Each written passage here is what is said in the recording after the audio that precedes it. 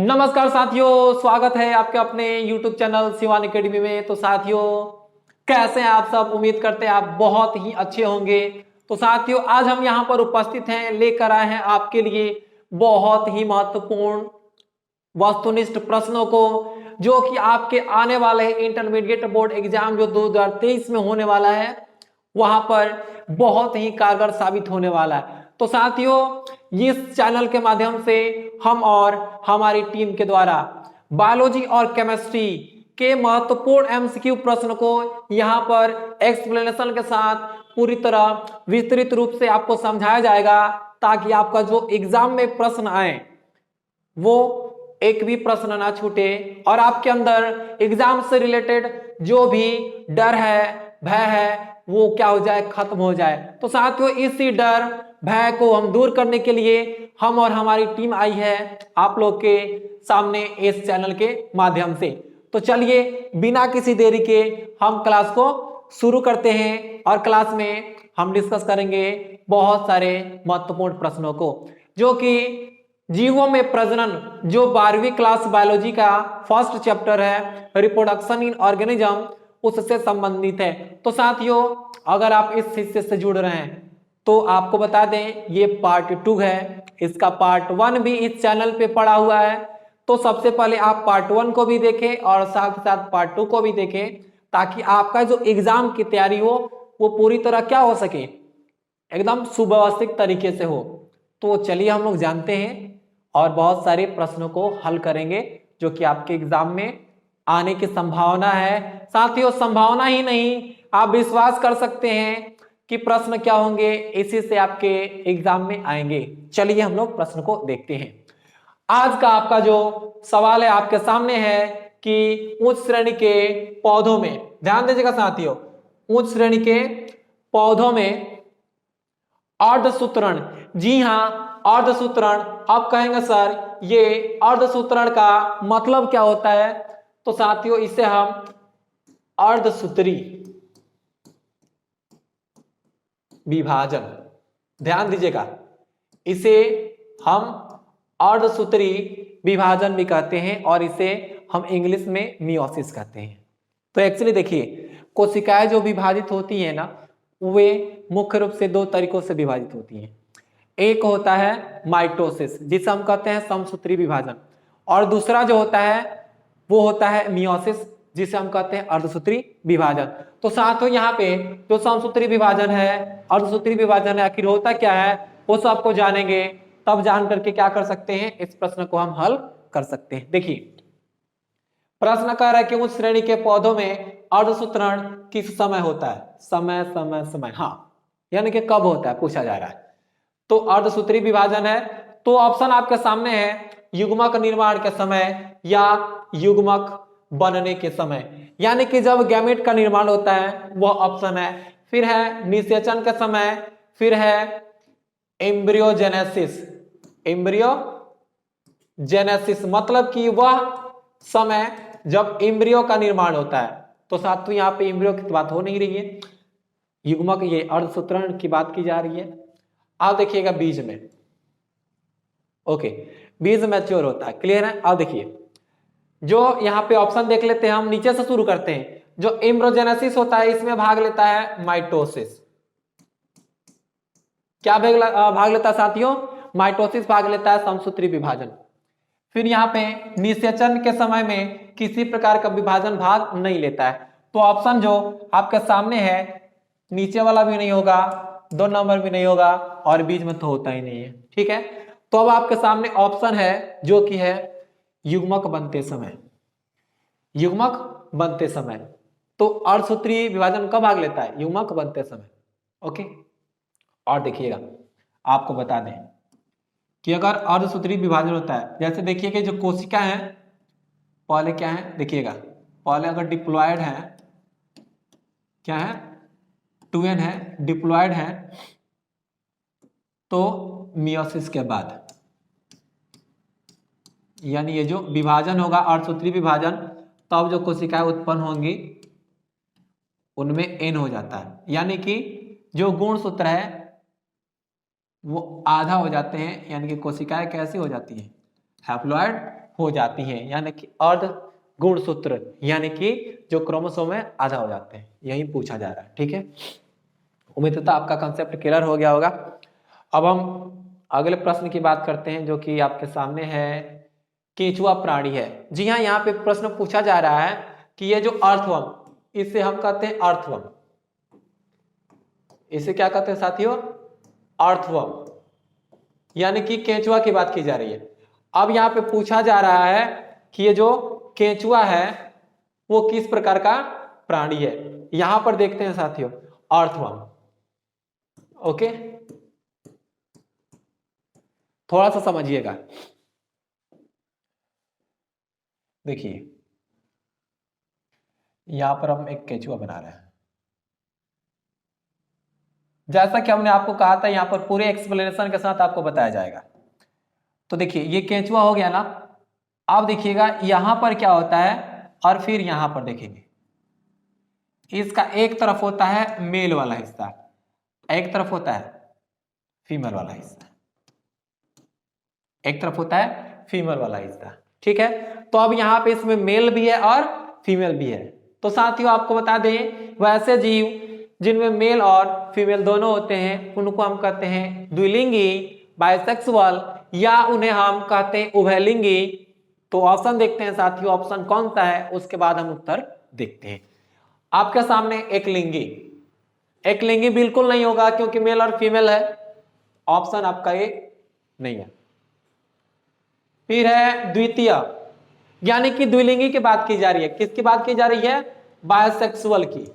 ध्यान दीजिएगा, किसकी बात की जा रही है, बायसेक्सुअल की, यानी कि वैसे जीव जिसमें मेल और फीमेल स्ट्रक्चर दोनों होते हैं उसको हम बायसेक्सुअल क्या कहते हैं, जीव कहते हैं। तो साथियों ऑप्शन नंबर क्या होगा, ऑप्शन नंबर बी सही है।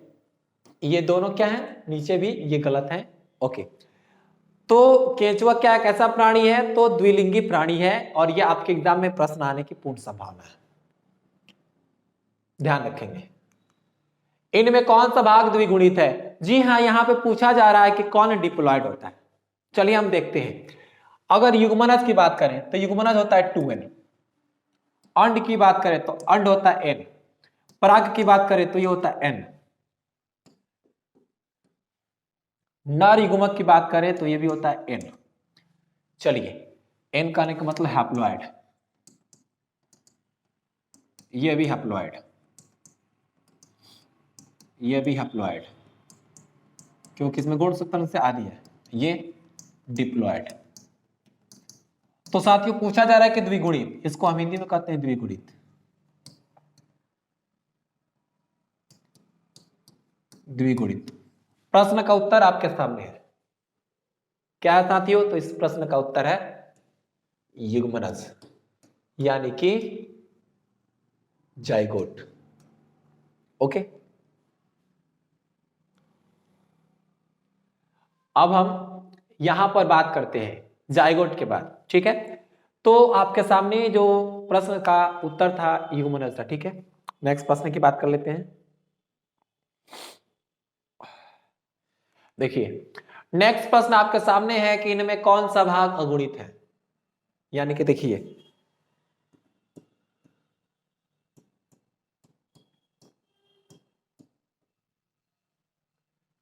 हैप्लॉयड की बात की जा रही है। किसकी बात की जा रही है साथियों, तो यहां पर हैप्लॉयड की बात की जा रही है कि इसमें से कौन सा हिस्सा है या कौन सा जो भाग है वो क्या होता है, हैप्लॉयड होता है, एक गुणित होता है तो या अगुणित होता है, तो समझने का प्रयास करेंगे। देखिएगा जैसे कि अंडाशय, अंडाशय, अंडाशय को कहते हैं हम लोग ओवरी, और ओवरी क्या होता है, 2n होता है। ठीक है, फिर परागकोश है, पोलन कैस, पोलन सैक एक्चुअली। ठीक है, तो परागकोश में आप देखिएगा तो इसमें हैप्लॉयड, डिप्लॉयड, ट्रिप्लॉयड सभी कंडीशंस होते हैं, तो पार्टिकुलर तो नहीं कर रखते। यहाँ पे पराग देखिएगा, फिर यहाँ पर जो युग्मनज है जिसको हमने अभी डील किया था जाइगोट, तो जाइगोट क्या होता है, 2n होता है, और ये पराग क्या होते हैं, n होते हैं। पोलन भी क्या होते हैं, जो पोलन सैक है, पोलन सैक वो भी क्या होता है, 2n होता है। तो अब यहाँ पे पूछा जा रहा है कि बताइए कि कौन सा भाग अगुणित है। तो साथियों इस प्रश्न का जो सही जवाब है आपके सामने है, वह है सी, यानी कि पोलन ग्रेन्स। पोलन ग्रेन्स यानी कि परागकण क्या होते हैं, एक गुणित होते हैं या हैप्लॉइड होते हैं। ओके, बात करते हैं अन्य प्रश्न की। पुनर्जनन या पुनर्भवन की क्रिया निम्नलिखित में किसमें होता है। यानी कि प्रश्न आपके सामने है और प्रश्न पूछा जा रहा है कि यहां पर जो रीजनरेशन पुनर्उद्भवन या रीजनरेशन की प्रक्रिया किसमें पाई जाती है। तो साथियों आपके सामने ऑप्शन है एस्पंज में, एस्पाइरोगाइरा में, पेनिसिलियम में, कारा में। तो साथियों ध्यान दीजिएगा, जो कारा होता है ना, तो कारा में मेल और फीमेल स्ट्रक्चर पाए जाते हैं। ओके, तो इसमें तो रीजनरेशन की क्षमता नहीं होती है, तो ये गलत है। फिर यहाँ पे पेनिसिलियम, तो इसमें कोनिडिया का निर्माण होता है, तो यह भी गलत है। अब फिर है एस्पाइरोगाइरा, इसमें खंडन की प्रक्रिया होती है, तो यह भी गलत है। अब है ऑप्शन बच गया एस्पंज। तो जी हाँ, एस्पंज का अगर एक छोटा सा हिस्सा टूट जाता है, एस्पंज के शरीर से छोटा सा हिस्सा टूट जाता है, तो उससे स्पंज विकसित हो सकता है। तो साथियों ऑप्शन जो है आपके सामने है, वह है स्पंज, यानी कि रीजनरेशन की क्रिया किसमें पाई जाती है, स्पंज में पाया जाता है। ठीक है, अब हम बात करते हैं अन्य प्रश्न की। जलकुंभी 65,000, बहुत ही आसान सा सवाल। जलकुंभी 65,000 पौधे कितने माह में उत्पन्न कर सकता है। तो साथियों यहाँ पे इसमें किसी प्रकार का कोई कंसेप्ट यूज नहीं करना है, आपको याद कर लेना है कि जलकुंभी 8 माह में, कितने 8 माह में 65,000 पौधे क्या कर सकता है, उत्पन्न कर सकता है, याद रखेंगे। अब हम बात करते हैं दूसरे प्रश्न की, जो कि आपके सामने है राइजोम। राइजोम का एक उदाहरण है, क्वेश्चन है कि राइजोम का एक एग्जांपल है, तो ध्यान दीजिएगा। लहसुन, इसमें बल्ब होते हैं, क्या होते हैं साथियों, बल्ब होते हैं। नींबू, इसमें बीज होते हैं, देखिएगा बल्ब है, इसमें बीज है, ठीक है। अब ये अदरक, थोड़ा सा अदरक हम डायग्राम देखते हैं, देखिएगा अदरक कैसे होता है। आप अदरक में देखिएगा ना, तो यहां पे कुछ आपको ऐसे ऐसे दिखाई देता है, देखिएगा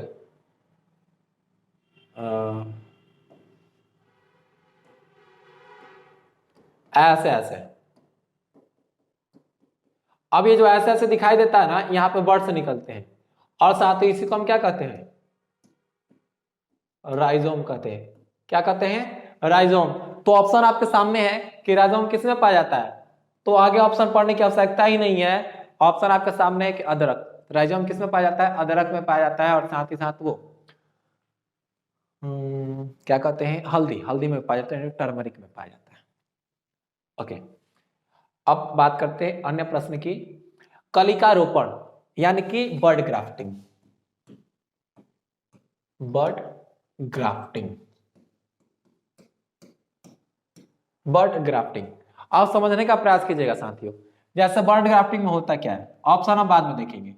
जैसे देखिए यहाँ पे हम करते क्या है, जो पौधा है इसमें अगर ये जो बर्ड है, फिर यहाँ पे एक पौधा है, तो इस बर्ड को क्या करते हैं, निकाल करके इस पौधे में हम क्या करते हैं, लगा करके ऐसे बांध देते हैं, इसी को हम कहते हैं बर्ड ग्राफ्टिंग। अब यहाँ पे पूछा जा रहा है कि कलिका रोपण उदाहरण है, ऑप्शन देखते हैं आपके सामने, कायिक जनन का, उत्तक संवर्धन का, लैंगिक जनन का, कि प्रकीर्णन का। तो साथ ध्यान दीजिएगा, प्रकीर्णन तो इसमें होता नहीं है, एस्कैटरिंग लाइट में होते हैं, ठीक है, तो लाइट तो है नहीं, ठीक है, ऑप्शन ये नहीं होगा। फिर है लैंगिक जनन, तो साथियों लैंगिक जनन में बर्ड ग्राफ्टिंग नहीं होती है, बर्ड ग्राफ्टिंग की प्रक्रिया नहीं होती है।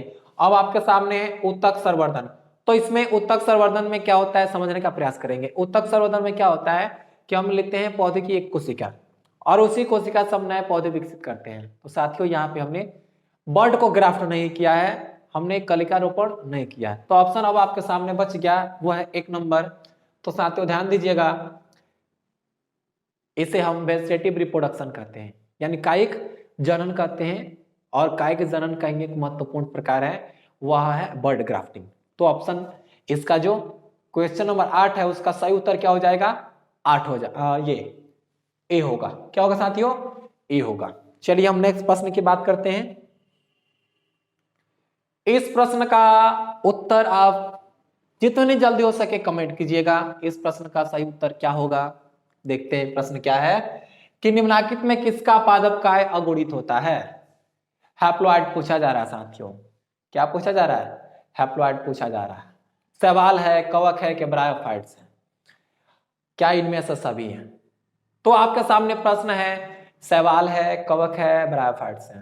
तो आपको बता दें साथियों, सवाल, कवक और ब्रायोफाइट्स सभी के जो बॉडीज होते हैं हैप्लॉइड होते हैं।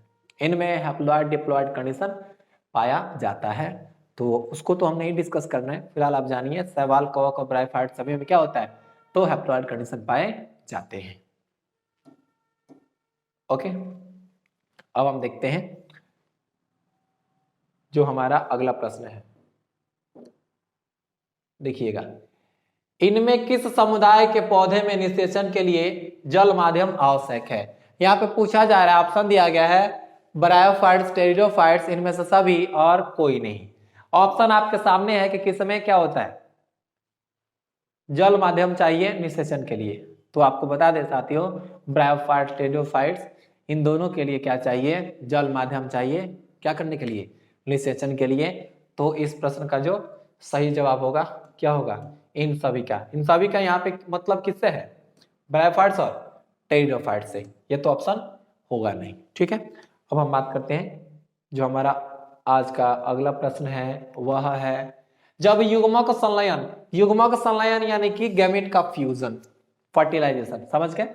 तो युग्मक संलयन जीव के शरीर के बाहर होता है, यानी कि पूछा जा रहा है कि जब निषेचन की जो प्रक्रिया होती है जीव के शरीर के बाहर होता है, तो उस प्रक्रिया को हम कहते क्या है?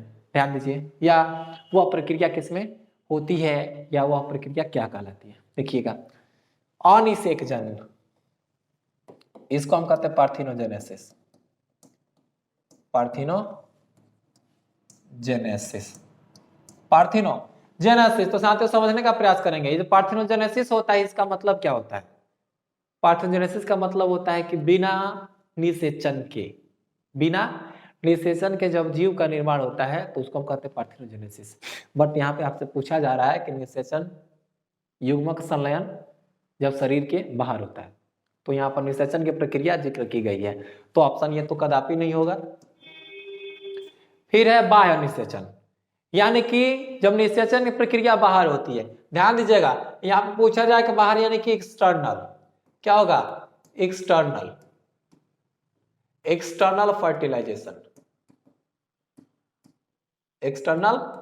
फर्टिलाइजेशन। तो साथियों जो फर्टिलाइजेशन की प्रक्रिया होती है जब शरीर के बाहर होती है, तो उसको हम कहते हैं बाह्य निषेचन, एक्सटर्नल फर्टिलाइजेशन। तो साथियों उम्मीद करते हैं आपको ये प्रश्न अच्छे लग रहे हैं, तो आगे बढ़ते हैं।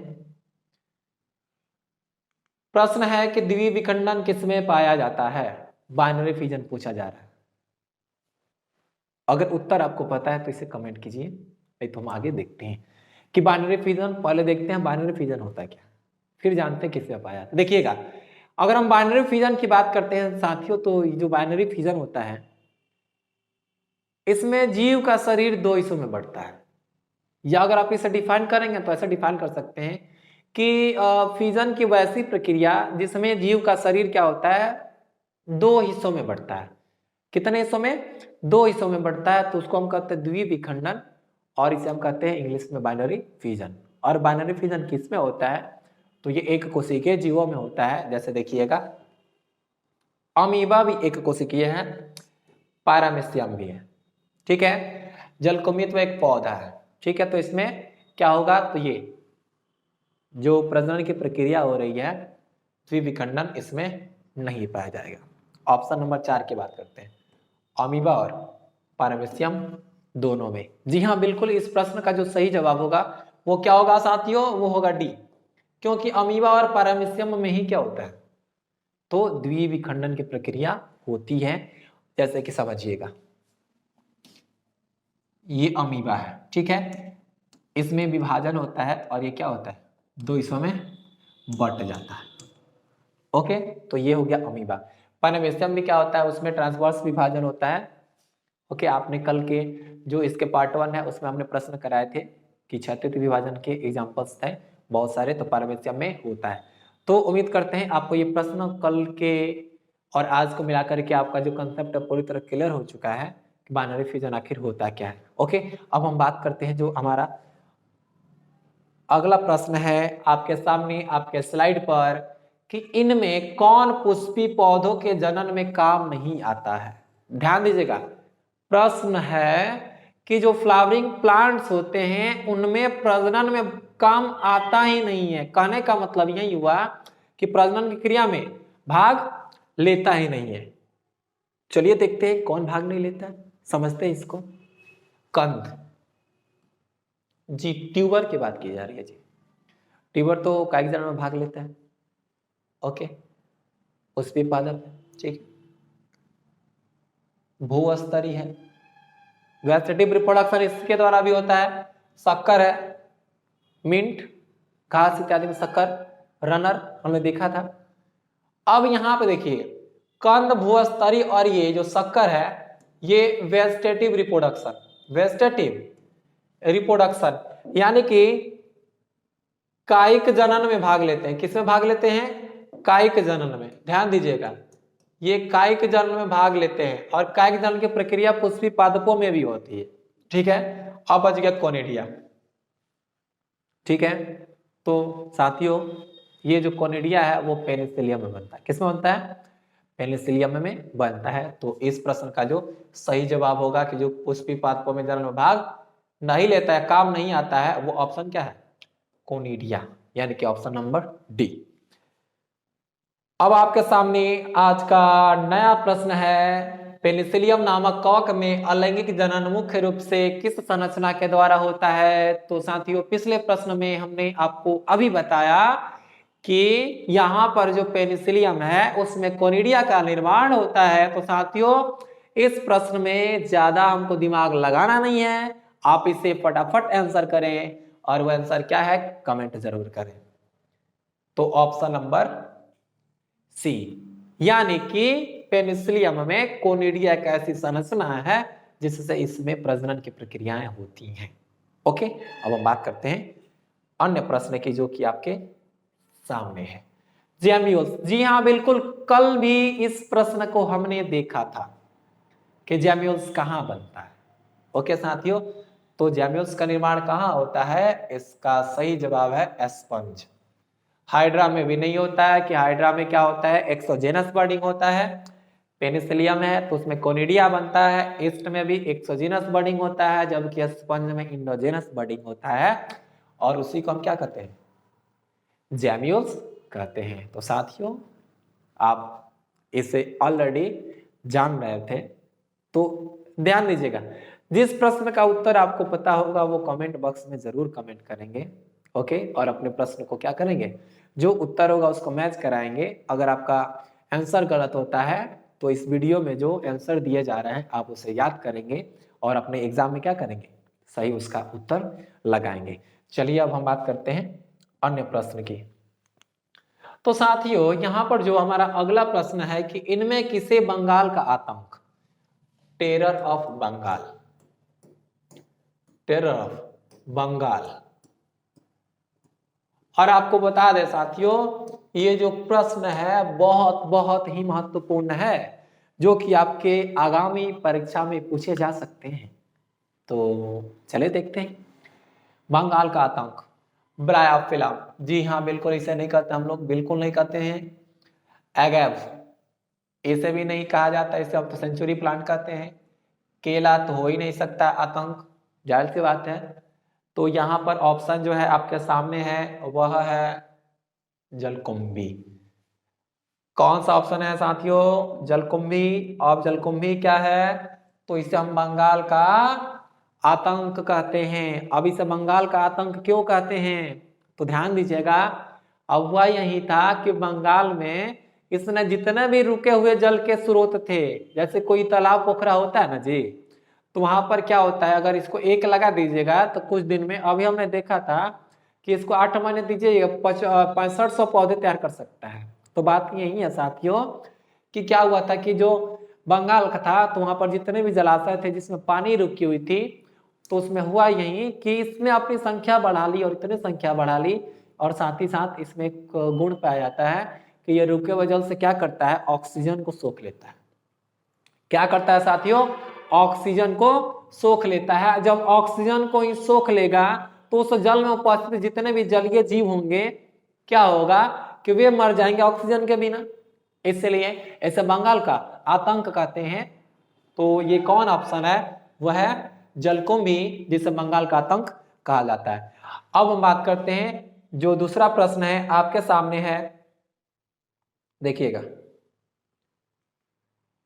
इनमें कौन ठहरे हुए पानी में उगकर, नॉट उगलकर साथियों, उगकर ऑक्सीजन खींच लेता। अभी हमने बात किया था जलकुंभी, ध्यान रखिए पिछले क्वेश्चन में भी इसका जिक्र किया गया था। अब अगला क्लास है, अगला क्लास नहीं सर, एक्चुअली क्वेश्चन है कि इनमें किस पौधे को पत्ती के कटे किनारों से अपस्थानिक कलियां निकलती हैं और उससे प्रजनन होता है। तो पिछले क्लास में भी हमने जो पिछला पार्ट था उसमें भी जिक्र किया था ब्रायोफिलम का, जिसमें हमने आपको भली बात बताया था कि ऐसे उसका जो लीफ होता है, अब यहाँ पर जो कटा हुआ हिस्सा है जो इसका मार्जिन है उसमें क्या होते हैं, कलियां निकलती हैं, ऐसे जड़ें निकलती हैं और इसी से क्या होता है, नए पौधे विकसित होते हैं। तो इस प्रश्न का जो सही जवाब क्या होगा, ब्रायोफिलम होगा। अब हम बात करते हैं इसके अन्य प्रश्न की। तो साथियों ध्यान दीजिएगा, हम जो प्रश्न में जो एक्सप्लेनेशन कर रहे हैं उससे रिलेटेड बहुत सारे प्रश्न भी हैं, तो आप इस एक्सप्लेनेशन को ध्यान से सुनेंगे। बस आपको यह नहीं देखना है कि ऑब्जेक्टिव के आंसर देख लिए चलेगा, नहीं, एक्सप्लेनेशन को ध्यान सुनेंगे क्योंकि एक्सप्लेनेशन में ही बहुत सारे प्रश्नों के आपके जवाब छुपे होते हैं। चलिए हम देखते हैं नेक्स्ट प्रश्न। जब संतति की उत्पत्ति एकल जनक सिंगल पेरेंट के द्वारा होती है तो वह विधि कहलाती है। बहुत ही आसान सा सवाल है, आप इसका आंसर कमेंट बॉक्स में कमेंट करें। जी हाँ, बिल्कुल सही जवाब है कि आपका जो सही उत्तर है वह है अलैंगिक प्रजनन। जी हाँ, अलैंगिक प्रजनन यूनिपेरेंटल रिप्रोडक्शन होता है क्योंकि इसमें एक ही जनक भाग लेता है, एक ही जनक के द्वारा संतान उत्पन्न होते हैं। तो इस प्रश्न का सही जवाब अलैंगिक जनन, नॉट के साथियों अलैंगिक अम्ल, अम्ल थोड़ी होता है अलैंगिक, अलैंगिक जनन, अलैंगिक जनन, टाइपिंग मिस्टेक है, डोंट माइंड दैट। अब हम बात करते हैं नेक्स्ट की। तो इस प्रश्न का जो सही जवाब क्या है, अलैंगिक जनन। अब आपके सामने नया प्रश्न है कि जब नर और मादा गैमेट में युग्मन होता है तब वह कहलाता है। तो साथियों मेल और फीमेल गैमेट के जो फ्यूजन की प्रक्रिया है उसे हम कहते हैं निषेचन। क्या कहते हैं, निषेचन। डायरेक्ट आंसर पे पहुंचते हैं। अलैंगिक जनन बिल्कुल नहीं कहेंगे, लैंगिक जनन हाँ साथियों, निषेचन ऑप्शन नहीं है। वर्धी जनन, कायिक जनन बिल्कुल नहीं, मुकुलन भी नहीं होगा। अब क्या होगा, लैंगिक जनन। और लैंगिक जनन में क्या होता है साथियों, लैंगिक जनन में ही होता है फर्टिलाइजेशन, फर्टिलाइजेशन यानी कि निषेचन। निषेचन की प्रक्रिया किसमें होती है, तो निषेचन की प्रक्रिया होती है आपके लैंगिक जनन में। तो साथियों यहाँ पे कॉन्सेप्ट पे प्रश्न था, डायरेक्ट प्रश्न नहीं है। अगर आपका कॉन्सेप्ट क्लियर है कि निषेचन की प्रक्रिया किस प्रकार के प्रजनन के माध्यम में होता है, तभी आप इस प्रश्न का उत्तर दे पाएंगे। तो अगर आपको पता है कि लैंगिक प्रजनन में क्या होता है, निषेचन की प्रक्रिया होती है, तो यहाँ पे आप कहेंगे लैंगिक प्रजनन। ओके, चलिए अब हम बात करते हैं जो हमारा अगला प्रश्न है आपके सामने कि कोनिडिया का निर्माण किसमें होता है। बहुत पहले हमने बात किया था कोनिडिया का निर्माण किसमें होता है, तो किसमें निर्माण होता है साथियों, पेनिसिलियम में। इसके पहले भी यह प्रश्न आ चुका है। चलिए नेक्स्ट प्रश्न की बात करते हैं जो आपके सामने आपके स्लाइड पर है। युग्मनज निर्माण में भाग लेने वाली संरचनाएं, जी हाँ, जाइगोट बनता है उसमें कौन कौन से इससे भाग लेते हैं।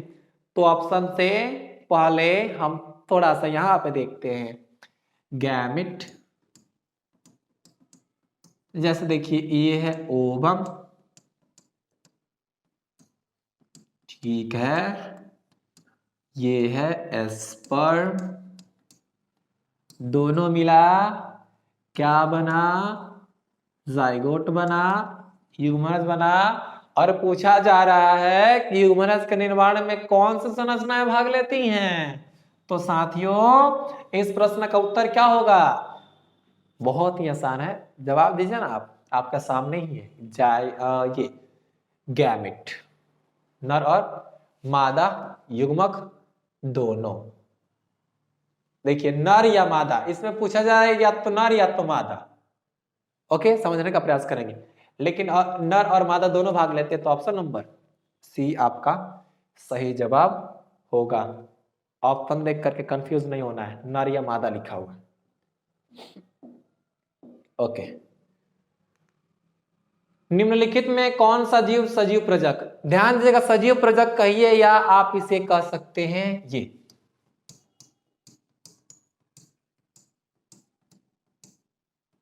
इंग्लिश में विविपेरस, समझने का प्रयास कीजिएगा। विविपेरस का मतलब क्या होता है? तो वैसे जीव जो क्या करते हैं, बच्चे को जन्म देते हैं। वैसे जीव जो क्या करते हैं, बच्चे को जन्म देते हैं, उन्हें हम कहते हैं जीव प्रजक, सजीव प्रजक या विविपेरस। चलिए देखते हैं। कॉकरोच क्या बच्चे को जन्म देता है? बिच्छू क्या बच्चे को जन्म देता है? मक्खी, तितली। तो देखिएगा, कॉकरोच हो गया, मक्खी हो गया, तितली हो गया, इनके लार्वा बनते हैं, ठीक है। ये बच्चे को जन्म देते हैं, अंडे ऐसे होते हैं, ठीक है। ऑप्शन बच गया बिच्छू। जी हाँ, इसका सही जवाब क्या है? बिच्छू। थोड़ा सा एक फैक्ट की बात करेंगे, ध्यान सुनेंगे। जो बिच्छू होता है ना, जैसे कि क्या करता है, बच्चे को जन्म देता है, तो इसके बच्चे क्या करते हैं, इसी के शरीर को खाते हैं। किसको खाते हैं साथियों? इसी के शरीर को खाते हैं और अपना भोजन ग्रहण करते हैं। ओके, तो यहाँ पे देखिए बिच्छू इस प्रश्न का सही जवाब होता है, और आप इस फैक्ट को भी ध्यान रखेंगे जो कि आपके सामने हमने बताया है। फिर नया प्रश्न है कि मध चक्र पाई जाती है। एस्ट्रा साइकिल पूछा जा रहा है। कौन सा साइकिल? Extra cycle. एक होता है मिन्सो साइकिल, तो वो मनुष्य की या तिराई की प्रजाति, जैसे कि बंदर हो गया, मनुष्य हो गया, चिंपांजी, लंगूर में पाया जाता है, यानी मवेशियों में यहाँ पर पाए जाने वाले की पूछी जा रही है। तो मध चक्र पाया जाता है किसमें? एस्ट्रा साइकिल पाया जाता है। गाय में पाया जाता है कि भेड़ में पाया जाता है, कुत्ता में पाया जाता है? तो साथियों गाय, भेड़ और कुत्ता तीनों में पाया जाता है। तो ऑप्शन नंबर क्या होगा आपका? डी, जो कि सही जवाब होगा। ओके, अब हम बात करते हैं दूसरा प्रश्न, जो कि आपके सामने है कि द्विलिंगी प्राणियों के उदाहरण है। बायसेक्सुअल की बात की जा रही है। तो देखिएगा, क्या स्पंज होता है, क्या टैपवर्म होता है, क्या जोक होता है? तो ध्यान दीजिएगा, जोक भी क्या होता है? द्विलिंगी होता है। टैपवर्म भी द्विलिंगी होता है, स्पंज भी द्विलिंगी होता है। तो क्या होगा ऑप्शन? ऑप्शन होगा डी, यानी कि ध्यान रखेंगे स्पंज, टैपवर्म और जोक सभी के सभी क्या होते हैं? द्विलिंगी होते हैं, यानी कि उनमें मेल और फीमेल दोनों पाया जाता है। अब बात कर लेते हैं नेक्स्ट प्रश्न की। मनुष्य में युग्मकों में गुणसूत्रों की संख्या। हाँ साथियों, ये प्रश्न एक ऐसा महत्वपूर्ण प्रश्न है जिसमें बच्चे कंफ्यूज होकर के मैक्सिमम टाइम्स गलतियां कर देते हैं। तो साथियों वह गलती आपको नहीं करनी है, ध्यान से सुनेंगे, इस कंसेप्ट को जानिए। अब पूछा जाए कि मनुष्य में युग्मकों में गुणसूत्रों की संख्या क्या होती है? जैसे देखिएगा, अगर ह्यूमन सेल की बात करते हैं तो देखिए 2n है, इसमें क्या होता है? मियोसिस होता है। समझने का प्रयास करेंगे, मियोसिस होता है। यहाँ पर 2n बराबर 46, तब मियोसिस होता है तो अर्धसूत्रीय विभाजन होता है, तो जो गैमेट उत्पन्न होते हैं, क्या उत्पन्न होते हैं? गैमेट, युग्मक। समझिए क्या उत्पन्न होते हैं? युग्मक। तो युग्मक में गुणसूत्र की संख्या आधी हो जाती है। तो यहाँ पर जो गैमेट उत्पन्न हुआ है, देखिएगा गैमेट उत्पन्न हुआ है, ये क्या हो गया? n। तो n क्या हो जाएगा? तो 46/2 इज इक्वल टू 23। तो युग्मक में जो गुणसूत्र की संख्या होगी कितनी होगी? तो युग्मक में गुणसूत्र की संख्या होगी 23, ऑप्शन नंबर बी। ओके, अब बात कर लेते हैं हम, जो आपके सामने प्रश्न है, इनमें कौन अंड प्रजक प्राणी है? यानी कि पूछा जा रहा है कि कौन अंडे देता है। जी मुर्गी अंडा देती है, बिल्कुल, सांप भी अंडा देता है, मगरमच्छ भी अंडा देता है, यानी कि तीनों के तीनों अंड प्रजक हैं। ऑप्शन नंबर ये डी इसका सही जवाब होगा। अब बात करते हैं जो आपके सामने नेक्स्ट प्रश्न है, कि इनमें ये शल्ककंद बल्ब का उदाहरण है। ध्यान दीजिएगा, बल्ब का भी कुछ देर पहले हमने बात किया था बल्ब के एग्जाम्पल में, तो ध्यान देंगे। अदरक में राइजोम होता है, दूध घास में रनर होता है, प्याज में बल्ब होता है। प्याज में बल्ब होता है, आलू में ट्यूबर होता है। तो ऑप्शन नंबर बी, बी नहीं, ऑप्शन नंबर इसका सी होगा। सही जवाब है कि बल्ब का उदाहरण क्या है, तो प्याज है। याद रखेंगे, ऐसे प्रश्न आपके बोर्ड के एग्जाम में पूछे जाएंगे। फिर आपके सामने प्रश्न है कि निम्नलिखित में से कौन सी विधि अलैंगिक प्रजनन की नहीं है, यानी कि कौन ऐसी प्रक्रिया है जो कि अलैंगिक प्रजनन की नहीं है। तो देखते हैं ना जी, मुकुलन एसेक्सुअल रिप्रोडक्शन है, लेयरिंग एसेक्सुअल रिप्रोडक्शन है, बोना नहीं है। बोना नहीं है, दाब लगाना एसेक्सुअल रिप्रोडक्शन है। तो साथियों ऑप्शन नंबर जो सी है बोना, वो किसी प्रकार से अलैंगिक प्रजनन के अंतर्गत नहीं आता है। तो इस प्रश्न का जो सही जवाब होगा आपके सामने है कि वो है बोना, यानी कि सोविंग, जो कि अलैंगिक प्रजनन का हिस्सा नहीं है, अलैंगिक प्रजनन के अंतर्गत नहीं आता है। ओके, चलिए अन्य प्रश्न की बात करते हैं। युग्मक स्थानांतरण हो सकता है, यानी कि यहां पर यह पूछा जा रहा है कि जो युग्मक होते हैं उनको कैसे स्थानांतरित किया जा सकता है, मतलब कि फीमेल के पास कैसे, जो फीमेल गैमेट है उसके पास कैसे पहुंचाया जा सकता है। चलिए ऑप्शन देखते हैं। जल के द्वारा, वायु के द्वारा, हवा के द्वारा, इन सभी के द्वारा। तो ध्यान दीजिएगा, जलीय जीवों में जल के द्वारा होता है और यहाँ पे वायु और हवा एक ही होता है। तो साथियों ऑप्शन नंबर डी, या तो वायु या हवा कहिए। ऑप्शन में कुछ गड़बड़ी थी, खैर कोई बात नहीं। जल के द्वारा और वायु के द्वारा, दोनों के द्वारा क्या होती है, युग्मों का स्थानांतरण हो सकता है। जैसे देखिएगा, परागकण पोलन ग्रेन्स क्या होते हैं, हवा से उड़ते उड़ते जाते हैं और बहुत दूर चले जाते हैं और जाकर के वहां पर परागण की प्रक्रिया में भाग लेते हैं। तो उसके द्वारा भी हुआ, और जल के द्वारा भी क्या होता है, तो युग्मों का स्थानांतरण होता है जलीय पौधों या जीवों में। ओके, नेक्स्ट प्रश्न की बात करते हैं। निम्न में से कौन सजीव प्रजक नहीं है? विविपेरस नहीं है साथियों, यानी कि वैसे जीव जो क्या करता है, बच्चे को जन्म नहीं देता है, उसको पूछा गया है। चलिए ऑप्शन देखते हैं। मुर्गी अंडा देती है जी, बकरी बच्चा, मनुष्य भी बच्चा। तो साथियों ये तो ऑप्शन होगा नहीं, ये दोनों नहीं होगा, तो ऑप्शन क्या होगा, ये जो अंडा देती है मुर्गी, ये क्या है, ओविपेरस है। इसको हम क्या कहेंगे, ओविपेरस, यानी कि वैसे जीव जो क्या करते हैं, अंडे देते हैं, उन्हें हम ओविपेरस कहते हैं। तो ऑप्शन नंबर क्या होगा, ए इस प्रश्न का सही जवाब। अब हम बात करते हैं जो आगे आपका नेक्स्ट प्रश्न है, निम्न में से किसमें बाह्य निषेचन होता है। यानी कि यहाँ पे यह पूछा जा रहा है कि शरीर के बाहर जब निषेचन की प्रक्रिया होती है तो किसमें होती है। चलिए देखते हैं। मेढक है, हिरण है, मनुष्य है, घोंघा है। देखिए, मेढक है, हिरण है, मनुष्य और घोंघा है। घोंघा का अंडा देता है, मनुष्य के अंदर होता है, हिरण का भी अंदर होता है, और मेढक, तो साथियों मेढक पानी में, ठीक है, मेढक इसका ऑप्शन होगा। ठीक है, मेढक कि क्या करता है कि देखते हैं, मेढक में वो टेडपोल लार्वा बनता है ना, जिसको बेंग मछली कहते हैं हम लोग, वो पानी के अंदर ही तो विकसित होता है। तो इसका लार्वा कहाँ बनते हैं, पानी के अंदर बनते हैं। ओके, निम्न में से कौन उभयलिंगी पादप नहीं है। उभयलिंगी कहने का मतलब होता है कि बायसेक्सुअल नहीं है। पपीता, सरसों, मक्का, गुड़हल। ध्यान दीजिएगा, सरसों, मक्का और गुड़हल तीनों के तीनों क्या होते हैं, द्विलिंगी होते हैं, मतलब कि इसमें मेल और फीमेल दोनों पाया जाता है। तो ये ऑप्शन तो तीनों होंगे नहीं, तो ऑप्शन आपका क्या होगा, पपीता, क्योंकि पपीता मेल अलग पौधा होता है। देखिएगा, आपने पपीता के पौधे देखे होंगे ना, जिसमें आपको फूल की जैसी संरचना दिखती, मतलब फूल बहुत सारे लग जाते हैं, उसमें फल ही नहीं लगता है।